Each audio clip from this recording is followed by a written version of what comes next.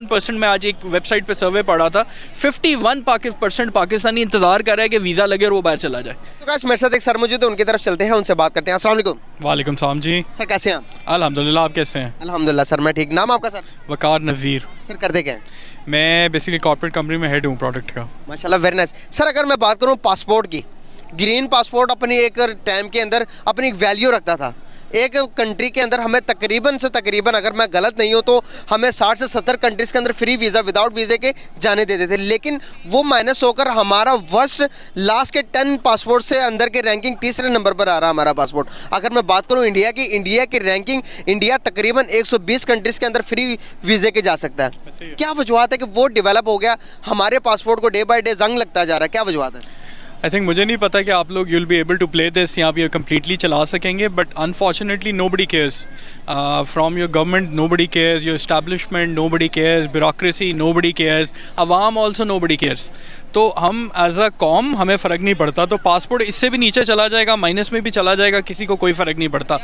हम जैसे लोग अवेयरनेस के लिए बोलेंगे, आप अवेयरनेस के लिए वीडियोस बनाएंगे, पर at the end of the day independently पाकिस्तानियों को फ़र्क नहीं पड़ता। हमारी अपनी हरकतें ऐसी हैं, अगर आप किसी ट्रिप पे जाते हैं, यूएई जाते हैं, मैं यूके 10 साल रहा हूँ, तो आप ओवरऑल इनकी हरकतें और चीज़ें देखते हैं, एज अ कम्युनिटी देख लें, एज पाकिस्तानीज़ देख लें, तो हमारी हरकतें ही नहीं ठीक हैं। और माशाल्लाह वैसी हमारी गवर्नमेंट की भी हरकतें हैं, दे डोंट केयर, उन्हें फ़र्क नहीं पड़ता इकॉनमी के क्या हालात हैं, लोग बदहाल हैं, बिलों के बदहाल हैं, पासपोर्ट से बदहाल हैं। तो मेरे ख्याल से कोई एक चीज़ नहीं है जो सही हो रही है। तो ये भी होता रहेगा, हम और मार खाते रहेंगे, कोड़े खाते रहेंगे, टाइम शैल गो ऑन, जब तक जो है चल रहा है, अल्लाह ही चला रहा है इस मुल्क को। यकीन करें कि दुख से कहना पड़ता है, अगर मैं बात करूं 1999 में हमारे फॉरेन रिजर्व और इंडिया के रिजर्व तकरीबन इक्वल थे, लेकिन अभी देख लें हमारे फॉरेन रिजर्व कहां पर आ गए हैं। हमारा फॉरेन रिजर्व अगर मैं बात करूं 7.8 बिलियन डॉलर से, अगर मैं बात करूं इंडिया के 5.16 बिलियन डॉलर्स के फॉरेन रिजर्व है, इतने ज़्यादा। अगर मैं बात करूं कंपनीज़ की, हर एक कंपनी इंडिया में जाकर इन्वेस्टमेंट करने में इंटरेस्टेड है, पाकिस्तान में कोई नहीं आना चाहता। क्या वजूहत है? आज तक सर अलमिया की बात यह कि हम टोयोटा, होंडा ये तो यूज़ कर रहे हैं, सुजुकी, अपनी कोई कंपनी को हमने रेफर नहीं किया कि मेड इन पाकिस्तान हो, हम सारी सैम्पलिंग करते हैं। क्या वजूहत है कि डाउनफॉल पर इसी वजह से तो नहीं जा रहे? क्या वजूहत लगती है आपको? असल में देखें, जैसे कि आपने फॉरेन रिजर्व्स की बात की है, तो पाकिस्तान के इस वक्त जो करंटली फॉरेन रिजर्व है 6.5 के हैं, और आप इंडिया के ऑन दी अदर हैंड देखते हैं तो 500 बिलियन है। और आज की डेट में हमने 200 मिलियन डॉलर की एक पेमेंट रोक दी है, और हम PIA की और IATA की जो इंटरनेशनल एविएशन की पेमेंट्स हैं वो भी नहीं कर पा रहे। तो क्यों हो रहा है? क्यों? इसलिए हो रहा है कि हमने एज ए इकॉनमी डेवलप ही नहीं किया। इंडिया को देखें, वो एज अ सर्विस इकॉनमी भी डेवलप हो रहे हैं, वो एज अ प्रोडक्ट इकॉनमी भी डेवलप हो रहे हैं। पाकिस्तान किसी भी तरह डेवलप नहीं हो रहा। हम इंपोर्ट कर रहे हैं, इंपोर्ट करी जा रहे हैं, महंगा बेची जा रहे हैं। आप सिंपल एक मिसाल ये देखें कि हम एज अ कॉम जो है चाय अफोर्ड नहीं कर सकते, चाहे हम वो भी नहीं छोड़ पाते। तो हमारे पास जो अभी 6.5 बिलियन डॉलर भी पड़ा हुआ है, वो भी मांगे तांगे का पड़ा हुआ है। 3 बिलियन डॉलर सऊदियों का पड़ा हुआ है, बाकी 3 जो है चाइना का, जो टेक्निकली डिफॉल्टेड स्टेट है। बट जैसे मैंने पहली वाले जवाब में भी कहा था, नोबडी केयर्स, किसी को कोई फ़र्क नहीं पड़ता। पावर गेम्स है, बल्कि गेम ऑफ थ्रोन्स चल रहा है पाकिस्तान में। सो गेम ऑफ पावर है, सबको पैसे चाहिए, सबके पैसे माशाल्लाह बाहर हैं। कोई 12 अरब रुपया 6 महीने में कमा लेता है, आवाम जो है वो वहीं की वहीं है, तो बाकी सब बाहर जा रहे हैं, they are having fun. Pakistani जो है वो यहीं पर बैठा हुआ है, और जो हुक्मरान पाकिस्तानी है वो बाहर चला जाएगा। तो nobody cares, it's perfectly fine. Economy जो है भड़ास निकल गई है, इकॉनमी का बेड़ा गर्क हो गया है, सब महंगा है।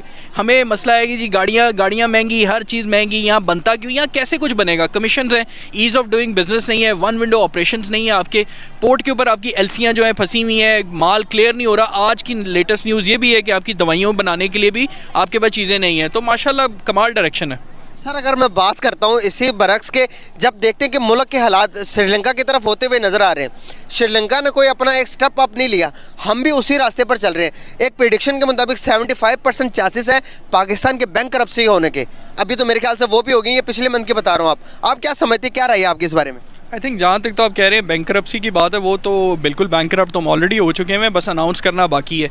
बाकी रहा श्रीलंका वाले, तो श्रीलंका एक कौम है, वो मुत्तहिद हो गए थे, उन्होंने ऐवानों में से जाके लोगों को बाहर फेंका था। तो हमने कभी नहीं मुत्तहिद होना, हम कभी किसी इशू पे इकट्ठे नहीं हो सकते, हम एज मुस्लिम्स इकट्ठे नहीं हो सकते, हम किसी डिसीजन पे इकट्ठे नहीं हो जाते, सेक्टेरियन वायलेंस में इकट्ठे नहीं हो सकते, हम किसी भी चीज़ पे इकट्ठे नहीं हो सकते। तो एज अ कौम भी हमारा कोई टेंशन नहीं है कि यहाँ दिवालिया भी हो जाएगा, खाने के जो है बिल्कुल मसले भी होंगे, हमने इकट्ठे नहीं होना। श्रीलंका वाले फिर कौम है, इकट्ठे होकर उन्होंने चोरों को बाहर निकाल दिया था।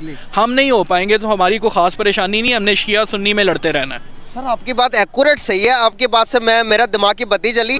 मैं यकीन करें कि यही बात है कि अगर मैं नून लीगी के पास जाता तो पीडीएफ को गाली निकालता, ये मुतई तो हो ही नहीं सकते। क्या वजूहत है, हमारे दिमाग में इस तरह की चीज़ें क्यों भरी हुई हैं? क्योंकि हम जो है पीटीआई वाले पहले हैं, हम पीएमएल-एन वाले पहले हैं, हम फौजी ज़्यादा हैं, मगर हम पाकिस्तानी नहीं हैं। बस सबसे बड़ा मसला है the day we become Pakistani things will change. तो जिस दिन पाकिस्तान का मतलब क्या, ला इलाहा, वो एज अ कौम जब हमें समझ आएगा, हमें लीडरों को समझाने की ज़रूरत नहीं है, हमें किसी के पीछे जाने की ज़रूरत नहीं। एज अ पाकिस्तानी मैं ठीक हो जाऊँगा ना तो सब ठीक हो जाएगा। मगर हमें उम्मीद है कि जी मियाँ साहब लंदन से आके कोई दवाई दें, खान साहब जो है ना और कोई 2-4 गोलियाँ खाएं, या कोई फ़ौजी सरबरा आके जो है ना हमें होश दिलाए, तो हमें नहीं आनी। एज अ पाकिस्तानी हमारा प्रॉब्लम है, हम ही इन लोगों को लेकर आते हैं, हम ही नारे लगाते हैं, हमें इनमें से किसी की ज़रूरत नहीं है। हमें इस कौम को इन सबसे निजात चाहिए। आपको क्या है, आप पॉलिटिक्स में क्यों नहीं आते, मुझे क्या प्रॉब्लम है? तो दैट इज़ द थिंग। जब ये एवरेज लोग आएंगे ना तब चेंजेस आएंगे, क्योंकि आपके मेरे मसले मुझे पता है, एसी वाले अवानों में से किसी को नहीं पता। एग्जैक्टली सर, अगर मैं फॉरेन रेमिटेंस की बात करूं, फॉरेन रेमिटेंस की पिछले साल की अगर मैं बात करूं तो 31 बिलियन डॉलर से अभी इस साल मजीद कम हो गए, 29 बिलियन डॉलर्स हो गए। अगर मैं बात करूं पड़ोसी मुल्क की, यकीन करें 81 बिलियन डॉलर से अब 100 बिलियन डॉलर्स को टच कर लिया। हम हुंडी इस्तेमाल करते हैं, वो हुंडी इस्तेमाल नहीं करते, वो डायरेक्ट लॉयल हैं। क्या वजूहत है, हम लॉयल क्यों नहीं है? क्योंकि हमें तो वैसे इस बात पे भी डूब के मर जाना चाहिए कि वो जो ओवरसीज़ पाकिस्तानी है जिसकी तरह हम देखते हैं कि हमें फ़ॉरेन रेमिटेंस भेजे, जो प्रदेश में बैठा हुआ है, अपने मुल्क अपनी फैमिली की सेक्रीफाइस दे के बेचारा वहाँ बैठा हुआ है, हम उससे वेट करें, हमने उसे वोट का राइट भी ले लिया है, ठीक है? तो हमें उसकी इतनी ही परवाह है। और बाकी जगह पे क्यों कर रहे हैं? क्योंकि अगेन उन लोगों को पता है कि हमारा पैसा जो है पाकिस्तान में सिक्योर है, इकॉनमी इंडिया में सिक्योर है, उनकी हर चीज़ ग्रो कर रही है, वो अपना पैसा भेजते हैं बिकॉज वो वहाँ अमीर होना चाहते हैं अपने मुल्क में, अपनी ज़मीन में। हमारा पाकिस्तानी जो है ये आज 51%, मैं आज एक वेबसाइट पे सर्वे पढ़ा था, 51% पाकिस्तानी इंतज़ार कर रहा है कि वीज़ा लगे और वो बाहर चला जाए। तो इसलिए वो पाकिस्तान में पैसा भेज के यहाँ क्या करेंगे? वो तो इंतज़ार करें वीज़ा लगे और मैं कहीं सेटल हो जाऊँ। सर 5th लार्ज इकोनॉमी बन गया, क्या 3rd और 2 नंबर पे आ सकता है इंडिया? बिल्कुल आ सकता है जी। उनकी लीडरशिप जो है कम से कम उनके साथ सिंसियर है, वो कम से कम जो है अपनी कौम को पहले रखते हैं। हम जो है सबसे पहले अपने बैंक अकाउंट्स, अपनी आल औलाद उनको आगे रखते हैं। हमें सबसे पहले अपनी पावर चाहिए, हमें सबसे पहले अपना पैसा प्रोटेक्ट करना है। तो बस ठीक है, ज़बरदस्त है। हम कभी घड़ियों के मसलों में, कभी एवन फील्ड के अपार्टमेंटों में फंसे हुए हैं, और बाकी जो आवाम है वो भी उसी ट्रक की बत्ती के पीछे लगी हुई है। पर हमसाये में क्या हो रहा है? अब हमसाये को छोड़ें जी, हमसे अलहदा हुए थे 71 में, बांग्लादेश की इकॉनमी का हाल देखें, और उनको भी छोड़ें जो सारी उम्र पिछले 40 साल से अफगानिस्तान की जंग में फंसे हुए हैं, और वहाँ पर $83 का है, हमें डूब के मर जाना चाहिए। That's it. बहुत ज़बरदस्त बात की आपने। ये लास्ट